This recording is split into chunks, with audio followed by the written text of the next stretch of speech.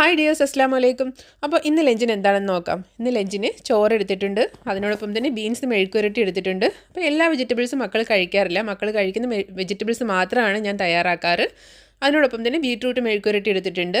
Beetroot തോരനേക്കാൾ മക്കൾക്ക് ഇഷ്ടം മെഴുക്കുരട്ടിയാണ്. പിന്നെ നാട്ടിൽ നിന്ന് കൊണ്ടുവന്ന നല്ല കപ്പയുണ്ട്. കപ്പ നല്ല മണമുള്ള മുളകൊക്കെ അരച്ച് ഉടച്ചെടുത്ത കപ്പയാണ്.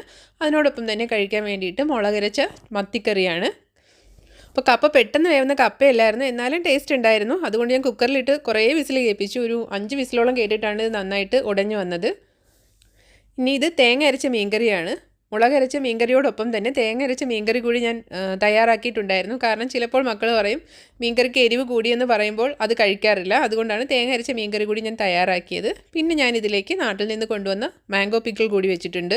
പിന്നെ ഈ മുളകരച്ച മീൻകറിക്ക് അത്ര എരിയൊന്നും ഇല്ല കേട്ടോ. കാശ്മീരി ചില്ലി ആഡ് ചെയ്തിട്ടുള്ളത് കൊണ്ടാണ് അത്രയും കളർ തോന്നിക്കുന്നത്. സബ്സ്ക്രൈബ് ചെയ്യാൻ മറക്കരുത്. Thanks for watching.